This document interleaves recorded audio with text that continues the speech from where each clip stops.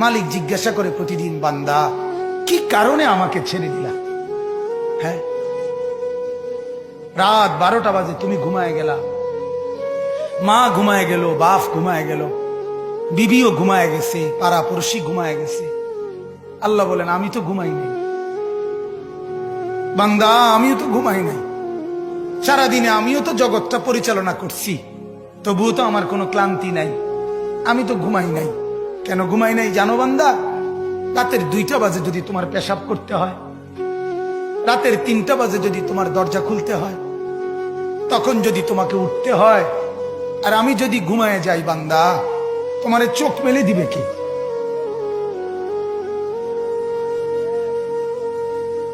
এই বাপ, চোখ মেলে দিবে কি?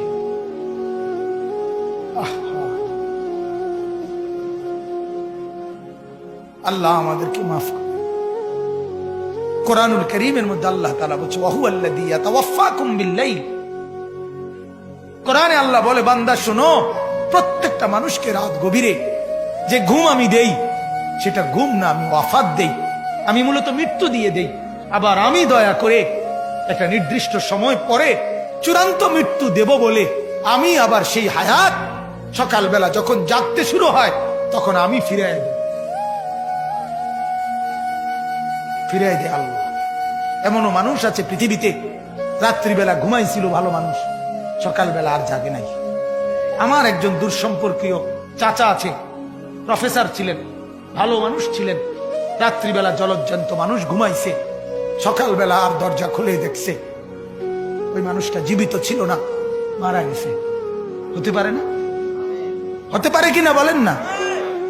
তাইলে বছরের পর বছর, মাসের পর মাস, এই বাপ, বাহিরের কারো চিন্তা করে বাদ দেন। আপনারা যারা বসছেন, আপনাকে বলছি, আপনি কষ্ট করে বসছেন, রাতের 12টা বাজে, রাতের 12টা বাজে, এত কষ্ট করে বসছেন, বিনিময়ে একটু ভাবেন, একটু ভাবেন, অনুরোধ আমার, একটু ভাবেন। আজ মাঝে মাঝে মন চায় আল্লাহর বান্দা মুসলমানদেরকে বুকে জড়ায় ধরে কাঁদি যে বাপ, কেন এত ভুল করছেন? আল্লাহকে কেন এত নারাজ করছেন? যার বিবি বেপর্দা, আপনি আল্লাহকে কত পরিমাণ নারাজ করাচ্ছেন। যার স্ত্রী, যার মেয়ে বেপর্দা, আপনি আল্লাহকে কি পরিমাণ নারাজ করছেন বলেন? এক কুকুর মরলে, লাশ ফেলে রাখলে যেই দুর্গন্ধ ছড়ায়, সেই দুর্গন্ধে অল্প কিছু মানুষের কষ্ট হয় কিছুক্ষণ, কিন্তু এক নারী বেপর্দা হাঁটলে যে যুবকগুলোর চরিত্র নষ্ট হয়, সেই নারী এক মরা লাশওয়ালা কুত্তার চাইতেও বেশি দুর্গন্ধ ছড়ায়।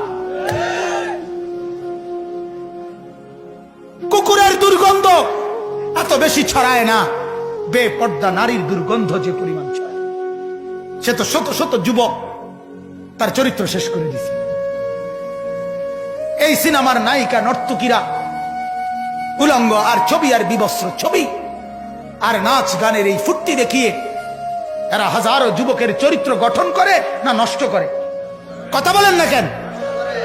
এজন্য আমার শায়েখ আল্লামা মুফতি মুশতাকুন নবী সাহেব বলে, হাজারো মানুষের জীবন নষ্ট করে যে, এজন্য তার জীবনে কখনো সুখ ধরা দেয় না। এজন্য এই পৃথিবীর জরিফ এটা, আপনি জরিফ চালায়া দেখেন, যত সিনেমার নায়ক নায়িকা, এদের জীবনের মতো দুঃখী জীবন, ব্যক্তি জীবনের মতো কষ্টের জীবন আর কারো নাই। আপনি খবর লাগান, আপনি খবর লাগান, এদের মতো লাঞ্ছনা।